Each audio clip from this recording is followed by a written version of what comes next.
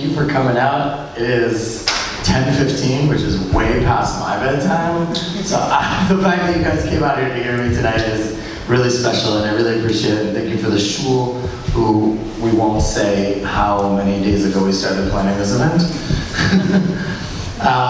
So it's really special that you guys came out, and then thank you. About 2 months ago, I was sitting in an ice bath. Anybody know about these ice baths? Yeah, they're the worst. So I was sitting in this ice bath in the middle of the desert after 5 months of being in the army, since October 7th. And I'm part of this retreat, 3 days in the middle of the desert, yoga, meditation, no phones, all to answer one simple question. What's my story? Right? What am I trying to give over to Am Yisrael? What are the lessons that I've learned from this experience? What are the lessons that we've learned as a family, as a couple? How am I going to grow from all this? What are the lessons that I'm taking on with me? And I still don't really have the answers to that question. So I start tonight with a little tefillah. Hashem sfatai tiftach ufi agiti latecha. I hope that I'm able to give over my story in a way that's compelling, in a way that's nogea, that it touches your lives and can make a difference. So tonight, I'm not here to depress you guys with scary stories about the gory stuff that we saw and that we did. Tonight, we're going to get into a little bit like the action stories, the war stories, a little bit the nisim, the stories, the miracles that I've experienced and my unit has experienced. But that's not really why I'm here tonight. I'm here tonight because I've always wanted to be a commander, and I never wanted to do the commander's course, so now I get to be a commander and just tell you guys what to do. Sounds good?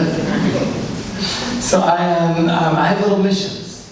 Little missions that are things that I'm going to ask of you to take upon yourselves that are going to be a part of the lessons that I learned. Some of the lessons I learned the hard way, some of the lessons I learned the easy way, and there are things that you can take upon yourself and literally do in your lives to help you, but also to help me. Because by taking these things seriously, you're literally helping me heal, turning my experiences into positives, which is kind of awesome life, awesome person, awesome life. I'm a tour guide in Israel, I have an amazing job, wife, 3 kids. Every single year, say goodbye. A week, 2 weeks, 3 weeks, I go off and do training. And I figured that when I did Miluim, they would give me my negative, I'd be able to do my PPU, and all's good. The problem was that they came up to me and they said, Arky, you're no longer a paratrooper. Your new job in the Army is you're search and rescue for fallen soldiers. Your job is to go behind enemy lines, as you said, behind enemy lines, sometimes under fire, to make sure that the soldiers get the burial, get brought back for Israel. Those who gave their absolute utmost sacrifice to Am Yisrael get a proper burial. My first reaction was, no thanks, I'm good. That is crazy, that's insane, that's not for me. And I was speaking with my dad about it. He said, your grandmother who lived in Binghamton, in a small town, she was actually part of the Chevra Kadisha. She volunteered to make sure that Jews had proper burials, so maybe it makes sense. But your grandfather on the other side, your Zaidi, he was a Holocaust survivor. And when he was in Auschwitz, he was forced by the Nazis to take care of the Jewish remains, to dispose of the Jewish remains of those who were killed in Auschwitz. And to think that 80 years later, the grandson of that Holocaust survivor would be giving the Jews the most proper respect that you could possibly give in wartime for those who were most nefesh al kiddush Hashem. And I look at my dad and I go, fine, okay, I'll do it, right? And I stuck with it. I stuck with this unit, and every single year we would train. We trained for burnt tanks, getting soldiers out. We trained for forests. We trained for rubble. Every single thing that could possibly come up. And every single training session, every single year, we would finish with a little tefillah. The little tefillah went something like this: we're not going to actually do this, are we? We won't actually have to do this. And it was a tefillah. It was that feeling of, may everything that we train for be hypothetical. Just be, just in case, but not actually be used. And the truth is, we didn't believe that we were ever going to be actually called up, because that's like the wars of the olden days. Go deep in enemy territory. The Yom Kippur War, the 6-Day War, that's not stuff that we still do. And that's what we believed on October 7th. We were thinking that on October 7th, me and my wife sitting in shul. The rockets are going over our heads in Tekoa where we live. And we're in the middle of a kafel on Simchat Torah. And we're saying to ourselves, we even said to everybody else, this was a terrible idea. We said to everybody else, don't worry, as long as Arky's here, it can't be that bad. That was not a good idea. Because I ran home and got my phone just in case. And during the third hakaf, I got called up in shul in front of everybody who had just said, it's all going to be okay. Give my wife a hug, give my kids a hug in front of everybody, and run home. I get home and I start packing. I'm a terrible packer. It's like, what do I pack? How many pairs of underwear do I take to this war? Like, how many pairs of socks do I need? Am I going for a week? Am I going for a month? Am I going for a day? Right? I have no idea. And so it was just total chaos. I get into my car. My car doesn't have gas, right? But it's Shabbat, and not all the gas stations on Shabbat are open. So now I gotta find in Yerushalayim the gas station that's open on Shabbos. Where am I gonna find that? So maybe this story starts when I got called up on October 7th. And I'm making my way over to get to the base to get my gear, right? And I'm getting the vest and the helmet and the gun. After hearing all the stories of the Yom Kippur War, they didn't have enough of this, they didn't have enough food, they didn't have enough guns, they didn't have this.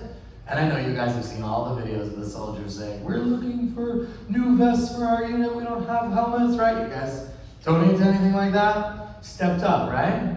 Yes? Yes? Amazing. Good, I hope so. Guys, that equipment saves lives. That equipment saves lives. Getting a new helmet, we got our helmet switched. Getting a new helmet, we don't have to fidget. You'll see in the videos, I'm literally fidgeting with the helmet during the videos. Like, the helmets, the gear, it saves lives. So people are always asking me, I don't understand, the Army doesn't give you this stuff? I don't have an answer other than my personal experience, which is, we had everything that we needed. Was it the newest gear in the world? No. Was it the best helmets? No. Was it the best vest, most comfortable? No. And having more comfortable stuff does really, really help. But we had everything that we needed, and we were about to go down to Kfar Aza, to the kibbutz that was one of the hardest hit kibbutzim in southern Israel. This is still in the way, way beginning where still nobody had any clue what was going on. And as we're about to get into the Hummer, a rabbi comes and he says, stop. When Jews go out to war, we don't just go straight down. We need to, there's a ceremony. There's something the Torah tells us to do. And he literally opens up his mouth and starts reading from the psukim that we read on the way out to battle. And he just blows the shofar. And we're singing the Yid Gimel Midot like it's Yom Kippur davening. Mamash kacha being sent down b'kedusha. Or I can just show you what it looks like. Check it out.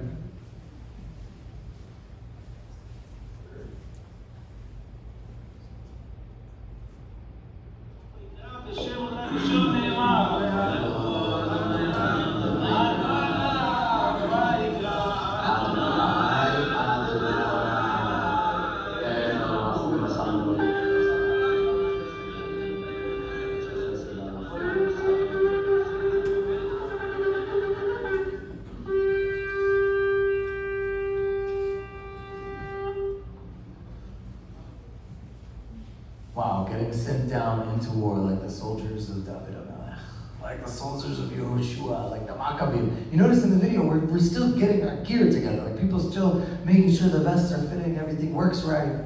And that's how we were sent down towards Kfar Aza.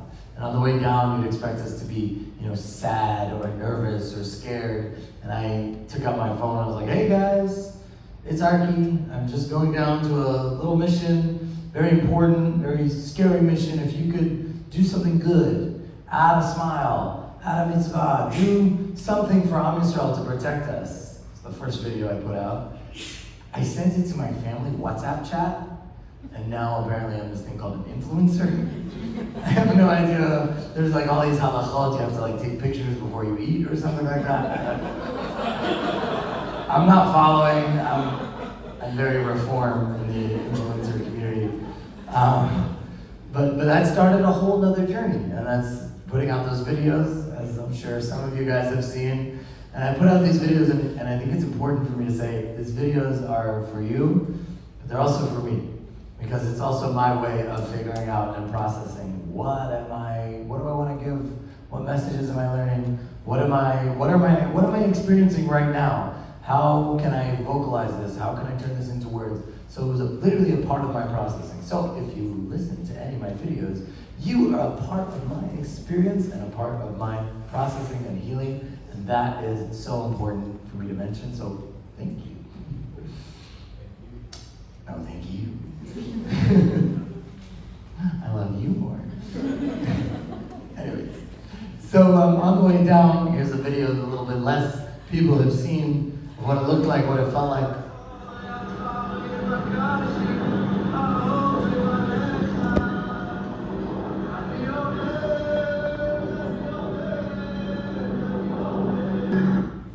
Heading down to gaza, singing a little pre-war kumsitz. That's pretty cool, right? My real job in the army is I'm the main kumsitz maker of my community, of my unit. They love that, by the way. They love the fact that it is a battleground. There's Hamas terrorists on the loose in the kibbutz. There's houses that haven't been taken over yet. There's battles everywhere, and our job is not to go and fight. Our job is now to go back and bring back not only fallen soldiers, but also fallen civilians. What's crazy is that in this war, our unit has completely changed our main tafkid, which our main thing is soldiers, and our main thing is battles, but now we're dealing with fallen civilians, fallen hostages, and just in the last week, as I'm in America, my team of 6 have brought back 7 hostages that were killed, who were in Gaza. You guys might have seen that on the news. So I'm starting to feel a little bit how you guys feel, where everything's happening over there and you feel so connected, but yet you're so far away and there's not much you can do about it. I'm starting to get it a little bit, because this is my guys. The FOMO is real, just saying that. And so I get out of the Hummer, and my team of 6 gets out, and there's bullets flying, and there's loud noises, and there's rockets, and there's sirens, and there's just total balagan. And all the rest of the team start their work. My team gets together and huddles up like before a basketball game. And we look at each other, and I say to the guys, this is gonna suck. This is gonna be really hard. This is gonna be temporary, and we got this. We're gonna do this together. And then we literally went on a 1-minute mindful breathwork session in the middle of Kfar Aza. We're just breathing in and out for a full minute while everything else is going around. And you're looking at me like, this guy is crazy. Why would we do such a thing? And the truth is, when I ask the question, are we okay? Right, which is a question we're still asking ourselves. I attribute our success on the mental health front a lot to that 1 minute of breathing and just acknowledging what we're about to go into. Why did we do such a thing? Well, what made a random 30-year-olds do such a thing? We don't have any psychologists with us at the time. But a year ago, every single year we do training, most of the time it's physical. A year ago, we had somebody come in a trauma center, trauma expert from steroids. And he came in and he said, I know what you guys do, and there's actually, you might think, okay, you see what you see, you do what you do, that's it, you're screwed. No more sleeping at nights, you're gonna have PTSD, everything is gonna come to you, flashbacks, everything. He said, that's not how it works. There are things you can do to control your experience. What your mindset is at the time is a huge factor on whether you eventually get PTSD or not. You can have 4 people experience the exact same thing, and they all come out differently. Some of them get it, some of them don't. Why not? It's the mindset. So he said, when you're about to go into something that's potentially traumatic, there's things you can do to minimize the effects of what can happen to you. And he said, you can just breathe. And you remember 3 things. Number 1, this is gonna be bad. Number 2, this is gonna be temporary. And number 3, there's a purpose to this. And with those 3 things, you're coming into something a lot more prepared. And I truly, truly believe that that's something that helped us on that day. So my mission for you today, if you choose to accept it, is, anybody get the reference? No. Is your mental strength is your ammunition, okay? That's what we always say in our unit. When you're coming into something that's gonna be difficult, you need to come into it with a clear mind. You need to come into it ready. If you're not ready, it's like going in without bullets. How do we get ready? Well, the work starts today. It could be therapy for some people, talking to a friend who doesn't need it. My wife said, now that you've seen all the things that you saw and did all the things that you did, maybe you should start seeing a therapist. I said, yeah, I think you're right. She said, I wanted to tell you that a year ago, but I didn't. Okay, fine, you're right.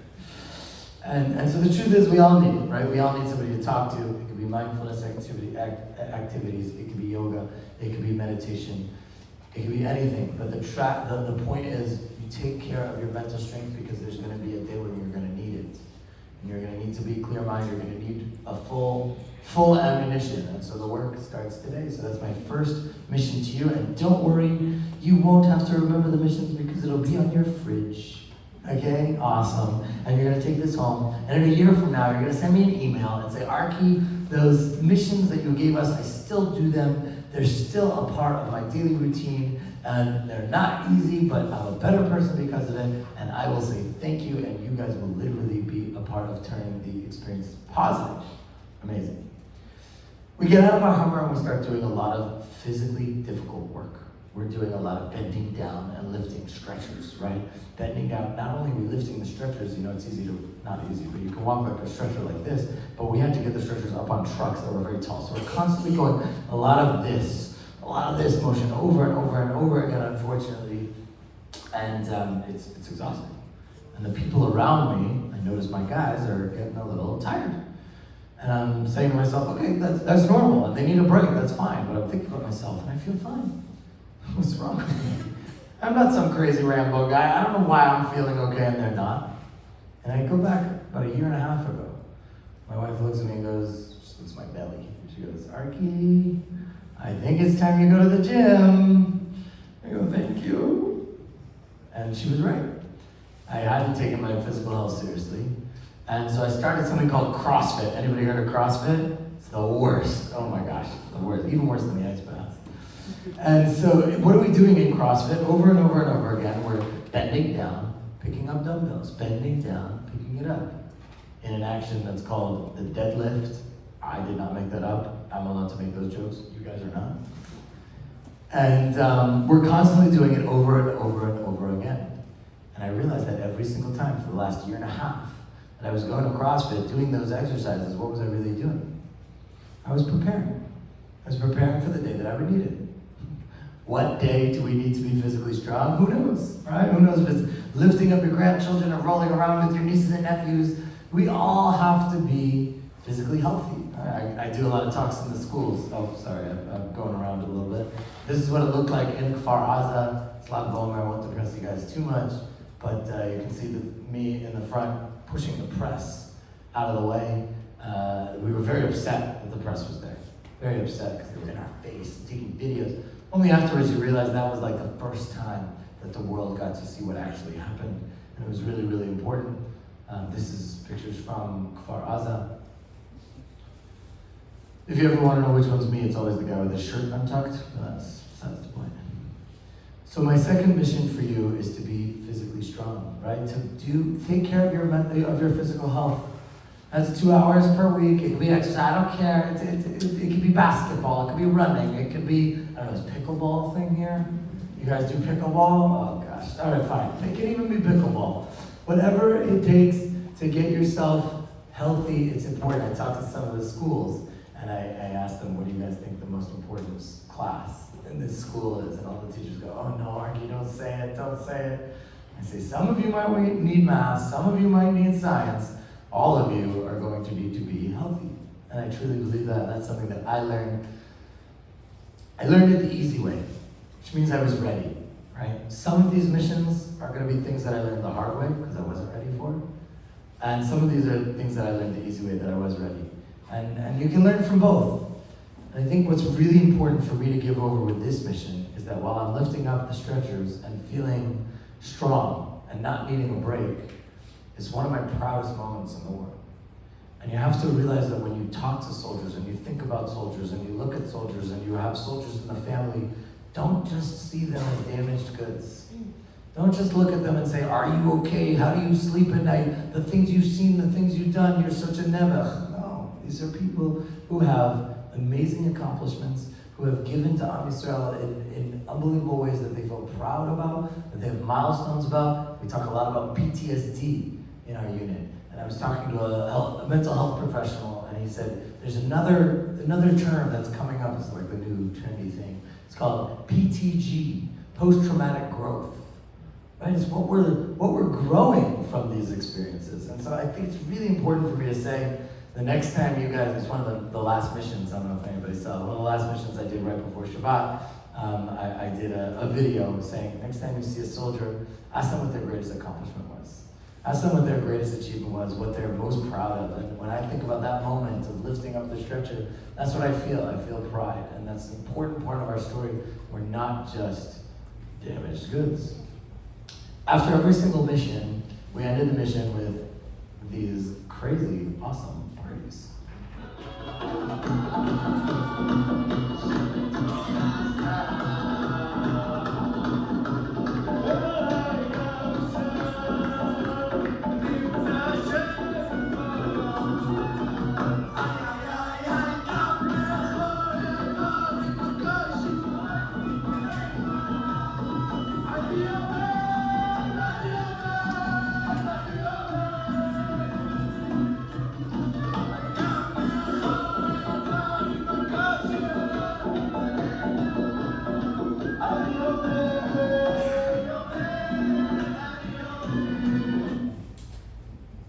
Yeah, we were having fun, right? 15 minutes away literally from the missions we were doing in Gaza. And you guys know what we do. So we're coming out of Gaza after doing the missions that we're doing, and we are partying and having meat and secular people and religious people and banana suit guys. Did anybody notice the guy in the banana suit? All right, next time I'll play it for you. There's people dressed up in banana suits, everything you can possibly imagine. Coming there just to show love and support. And when we think about it, like, is this appropriate? Right? Is this really what we should be doing after seeing what we were seeing? Is this what we need right now? And the answer is, absolutely. That's exactly what we needed. That's exactly what it is. What Am Yisrael needed, right? Am Yisrael doesn't need more sad, doesn't need more difficulties, doesn't need more traumas. We need to learn how to do this, right? And we came out of every single day. I call it the sandwich of love. We went in with love that we were given from Am Yisrael, and we came out to this, and we were constantly reminded why we're doing what we're doing. That's so important. And that connection between the home front and the front lines, it's felt by the soldiers. When I say home front, I'm not just talking about Israelis, right? I'm talking about you guys. I'm talking about Am Yisrael. Right? Your kids have probably sent cards. Grandkids have sent cards. You guys don't know what we actually do with the cards? So we put it on top of on the wall, on top of the sandwich making section. And while we're making sandwiches, Israelis like to practice their English. So it's like, thank you so much for this support. So thank you guys for making sure that Israelis read English, because that's very important.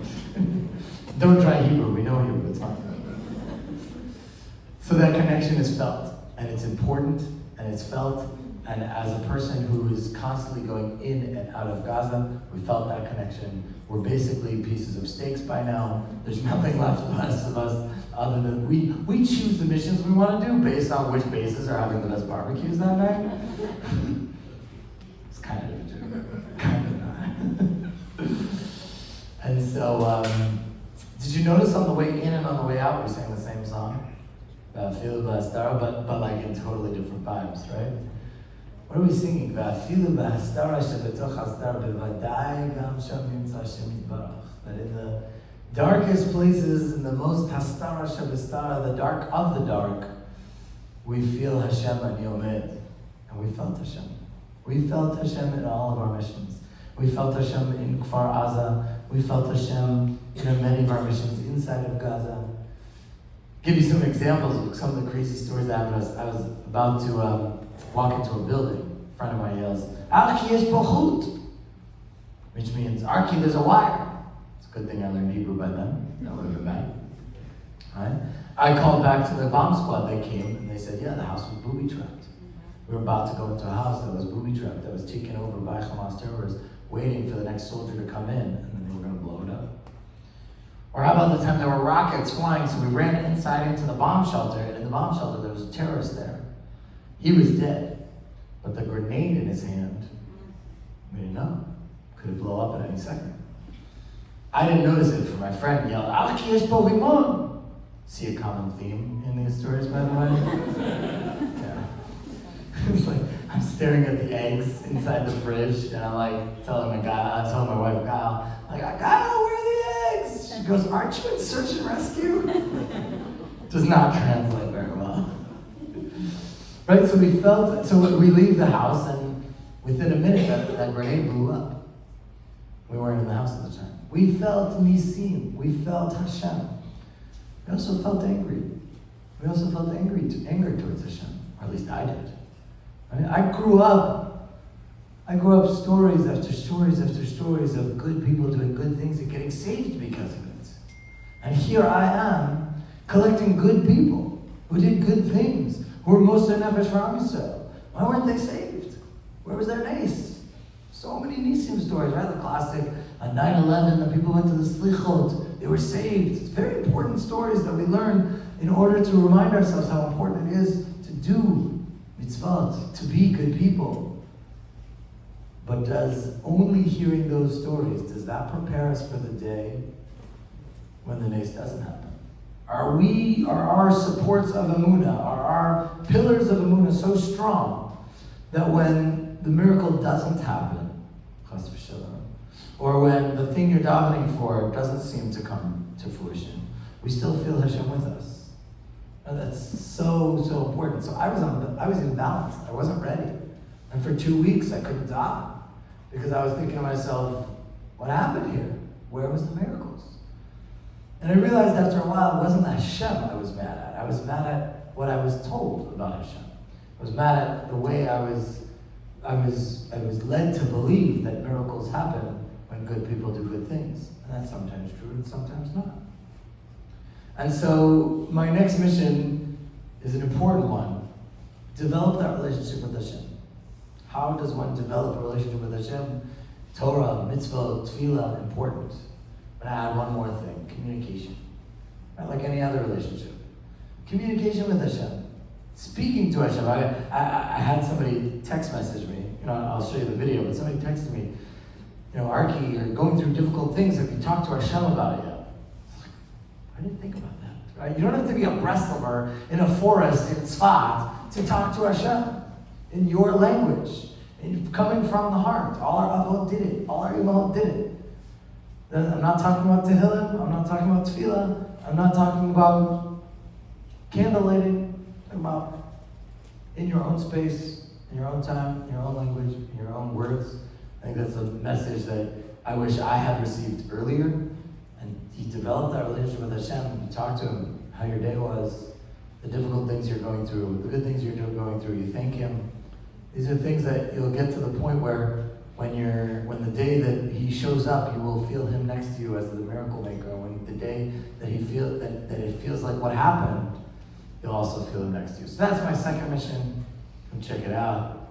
Huge part of what I do in the Army, which is unfortunately body collection, is the mental health aspect of it. Making sure that we are keeping sane, that we are doing what we can to prevent PTSD, to prevent getting shock, and being able to do our mission. And a huge part of it is talking about it afterwards, during, just processing it. So everybody's telling me, and it's super sweet, if you need anybody to talk to, I'm here. If you need anybody to talk to, I'm here, and I love it. But one person sent me a message, and he's like, have you talked to Hashem about it? I was like, well, I didn't think about that. My message for today is, if you're going through something difficult and you're talking to people about it and health professionals about it, my question for you is, have you talked to Hashem about it yet? Have you tried to reach out? I'm not just talking about Tehillim. I'm not just talking about Shemona Esrei. Have you talked to Hashem about it? Have you tried? I know it's worked for me in the past.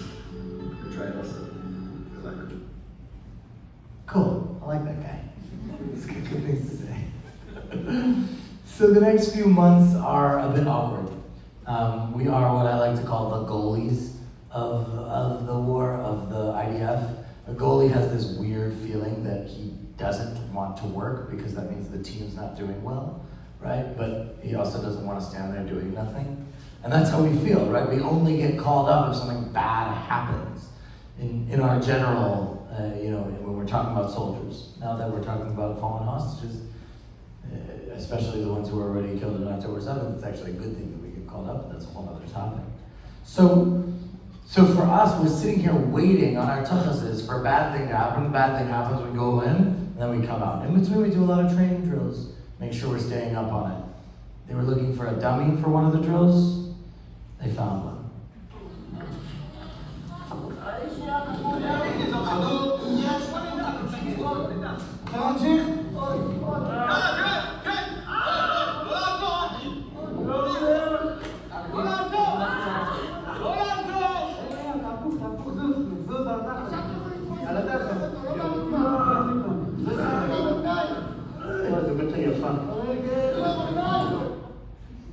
Let's pick up on that one. There's a bit in your thigh, he said. What a nice belly. Thank you. So yeah, we're getting wedgies, we're doing our missions, we're constantly training, and as we're training, we're going back and forth to our house. And we're able to get home, thank God. We were able to see our families a lot during the war. And of course, when we go home, you have to make one of those videos, right? So this is my version. I'm coming home, I'm coming home. Tell the world I'm coming home. Let the rain wash away. Aww. There we go, come on guys. So, no soldier that has a family can talk about his experiences without talking about how the experience affected the family around him. And that is a huge part of the experience of a soldier. Is what's his family going through? What's his wife going through? How are the kids? My favorite video, by the way, the Gamba Charlotte one, is the one that he's got a red carpet lined up for him and rose petals, and the rose petals and the red carpet lead straight to the sink full of dishes. You guys seen that one? That's like the most realistic, by the way. You have this unbelievable, let's talk about it. Each kid, right? Zimra, my oldest, she's 6. She doesn't understand what's going on, but she's got so many questions. Why do the Hamasim want to hurt us? Why don't they just use their words? She asked me. It's so cute, right? She asked me, Abba, what do you do? What do you do in the war? What's your job as a soldier? Oh gosh, how am I going to answer this one? I make sure all the soldiers come home. So if you make sure all the soldiers come home, why don't you come home? It's hard to be a 6-year-old in the war, right? How about Netzach, my 4-year-old? He kept on asking me, Abba, no, he kept on asking my wife, why do we need Abba? Thank you, Netzach. I love you too. We only realized later he was asking, why does the army need Netzach? Right? It's difficult. How are they comprehending? They barely have words. Keter is a little baby, so my wife was like, I really want, as like a present to Abba, to teach him how to say his first word. And of course, his first word is going to be Abba, so she kept on saying, Abba, Abba, Abba, Abba. He finally said Abba on a Zoom call to my brother-in-law. Thanks. But from then on, the phone was called Abba. The computer was called Abba, because that's where he knows his Abba from the phone, from the computer. So this is my opportunity to take a minute to appreciate the tiny little heroes of this war, the kids who put on so much emotional baggage and put such a toll on their lives. Let's give it up for the kids, guys.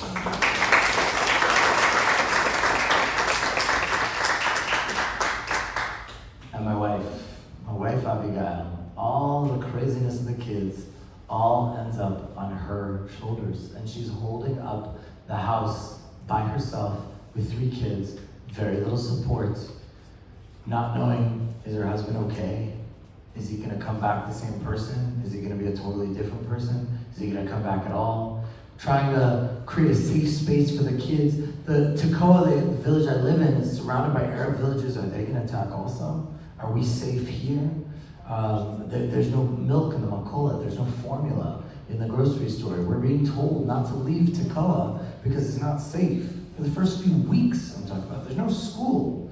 And it all falls on her. And I mean this when I say this, I would not switch with her no matter what. She has a way harder job than I do. I would take my job over hers any day, and you guys know what I do in the army. So, this is my opportunity to give a thank you to all the army moms, but especially to my wife, Abigail. Let's give her a hand.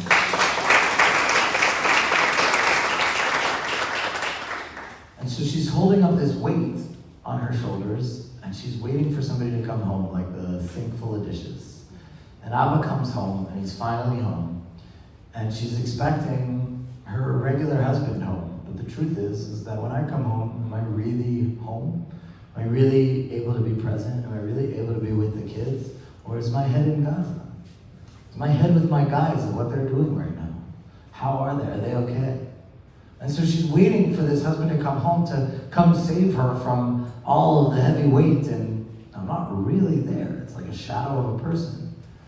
And that's not easy, right? That's not easy because she's expecting her real husband to come home, and it took a long time to get back to that person. I'm still feeling that today when my head is with my guys who are making the front page of the news, doing the best amazing work, bringing people home, and I'm here, right? So it's very, very hard. So that leads me to my next mission, and that's one that's very close to my heart, and that is strengthen your relationship with your kids.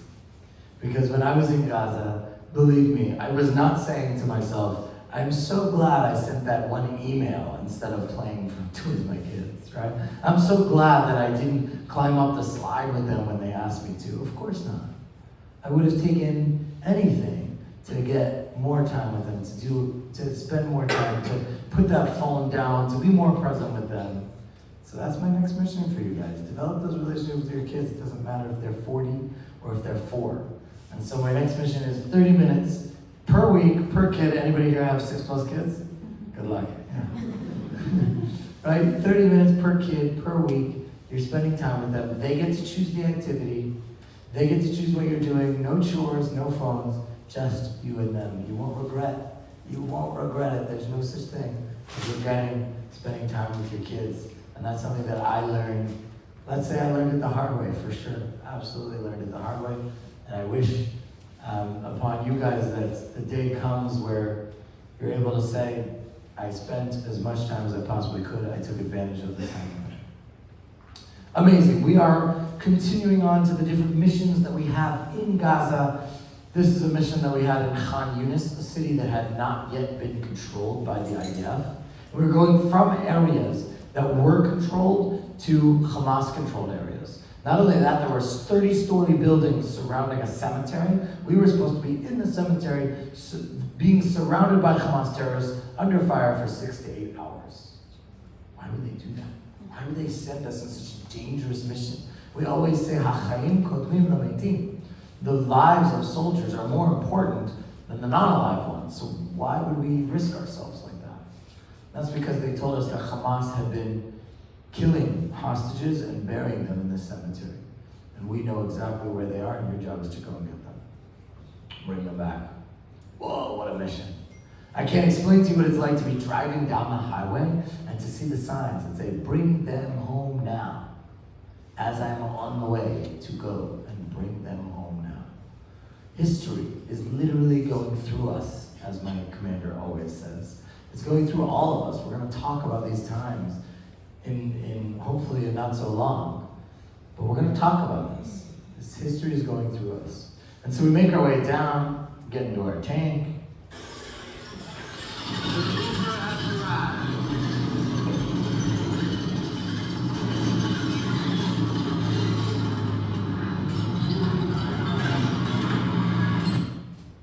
Uber Green, I think they call that, right? We get into a house in Khan Yunis, we take it over, we make sure that we're protected 360, and we're there sleeping on the floor or attempting to sleep on the floor of the kitchen in the middle of the night. Sounds like this.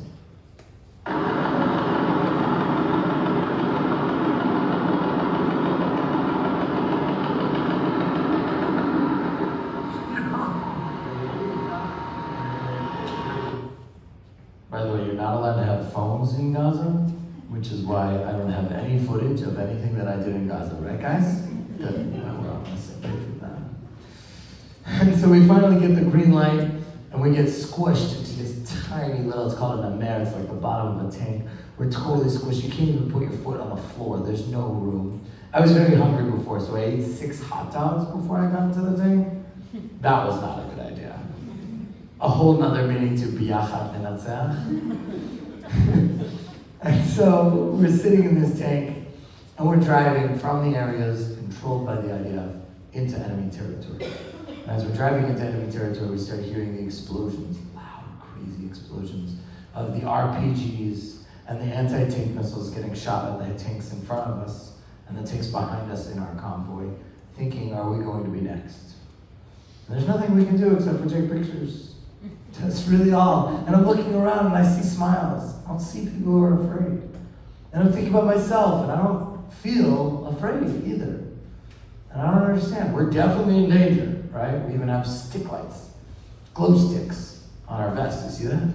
To prevent friendly fire. It's more dangerous there than anything else sometimes is friendly fire. Unfortunately, 20% of the losses in the IDF this war have been friendly fire, which is a normal number in the type of warfare that it is, but it's tragic. And so we're in this tank, smiling, taking pictures while explosions are going off near us. And it's like, how can we not be afraid? We're all people who have gotten afraid in the past, and we're just not afraid now. And the only thing that I can think of is that when you're doing your tafkid, your life's mission, you're in the place where you're meant to be, at the time where you're meant to be, and the thing that you're supposed to be doing that you're ready for, and you know 100% that you wouldn't rather be anywhere else, and I can tell you, every single person in that tank wouldn't rather be anywhere else, especially, even when the explosions are going on around us, then sacrifice is just a part of it. Sacrifice is something that you're willing to do. And if we thought to ourselves, if we go, is there a better way to go? On this mission, on this night, it's probably the most important night of our lives. And that's how we all truly felt. It was a mission success. We get out, we were provided cover fire. We're always provided cover fire because what we're doing is focusing on the ground. We cannot be protecting ourselves. We don't have the ability. We all have the experience and the combat knowledge, but that's not our job. Our job is to focus on what we have to do. So we have 360. We have a wall of fire surrounding us so that Hamas terrorists are shooting at them and not at us. Of course, after the mission success, you got to take a class picture, right? And then afterwards, we made shirts. It's kind of like camp in a way, a little bit. And on our way out, we made it to the border, and then we were notified that 2 soldiers of the unit that was protecting us were killed. And they were killed protecting us that night. And very quickly, my mission went from my tafkid, went from soldier to shaliach. I decided to, with my dad, go to the shiva of the soldier. And I get there, and there's this big tent, and there's generals there, and members of the Knesset are there, and Miriam Peretz is there, and it's like a big deal. And I walk in, and I just, got the bravery to go up and say, my name is Arky, and that night I was there. And everybody stopped, and they gave me a microphone. I said, I want you to tell us everything that happened. We want to know. And I realized that was the first time that anybody who had been there that night had gone to the shiva, because the truth is that soldiers that lose their friends don't stop fighting. They have to continue on. They don't go out for the funeral or for the shiva. And so I was the only person who they had met with who was actually there that night. And I told them the story of the mission that they were on, and that we were on, and how they protected us. Oh my gosh, they protected us. We felt so safe, despite the fact that there were literally bullets flying over our heads. And I told them, your son died for me. Your son died so I could survive. And I gave the father a big hug. Sweet, sweet, sweet Ethiopian family. And I'm realizing that is biachad minatziach. That is the biachad. That is this holy, holy man, Uriah Goshen, holy soldier, who didn't know me, but was willing to sacrifice his life for me. And I didn't know him, but I would have done the same thing for him. That's biachad minatziach. We are literally willing to give everything for each other, to give up everything for each other. That's how we win. It doesn't matter who they are, what they look like, nothing. We finished the mission, and on our way out, we're driving out on the tank, and you saw in the picture, there's not really like roads left in Gaza, or electricity, or water, or anything really. And as we're making our way out, we see this large Israeli man. I don't even think he was a soldier. I think he bought his uniform on Amazon or something. And we're driving out, we see this large guy in the middle of the street, in the middle of the night, in Khan Yunis, deep frying schnitzels. No joke. Making schnitzels and French fries in the middle of the night in the middle of Gaza. And we stop our tank and we get out. This is after the 6 hot dogs. It was quite the night. In the middle of Khan Yunis, and we're just eating schnitzels and French fries that this guy is preparing for us. And we make our way to the border. And at the border, there's a barber there. And the barber is giving haircuts. You know, you have people, soldiers who are in Gaza for a month, 2 months, 3 months. They look like Chabadnikim on Lag BaOmer, you know what I mean? And they're on their way out, and they're getting haircuts. And that brought me to the realization, if the French fry schnitzel guy and the barber can figure out what their tafkid is in life in order to give to Am Yisrael, in order to provide what their skills are and talents are, and what makes them special. And they say, okay, that's what I have to give. And so can we. We need to figure out what our deep, deep inner mission is in life, and we need to just go for it. And on that note, I just want to say, if you ever felt in this where you're not doing enough, so do we. The soldiers on the front lines feel the same way that you guys do. We also don't feel like we're doing enough. So let me just tell you, you are doing enough. Do more, but you're also doing enough. And whenever soldiers ask me, whenever people ask me, what can I do to do more? What can I do for the soldiers? I always say, take care of the family, take care of their kids. We had somebody cooking meals for my wife, babysitting, cleaning help. That's not things that like the average Israeli family does. Like, we don't have that stuff. And to have that during wartime is priceless. And so find out who's cooking meals, who's doing babysitting, cleaning help. Every single person here has their tafkid. So much of life is just looking inside and being like, what makes me special? What do I bring to the table? So that's, you know what? That's my call to action. Everybody look inside, what makes me special, and is that something I can figure out a way to give to Am Yisrael for free right now, right? Like, if the barber can do it, so can you. I don't know what you're doing at home, but I know that you have some special talent, some special ability that you bring to the table. Figure out what that is, figure out how you can make a need for Am Yisrael. It can be Jews in Israel, it can be Jews in America, it can be Jews across the world. Whatever we need, you figure that out. Not everybody can shave the soldiers' heads, but you can do something. So I'm going to continue trying to do call to actions and find that something special that you have in you and use it for good, at least until this war's over, and then continue using it for good afterwards too. Thank you guys so much.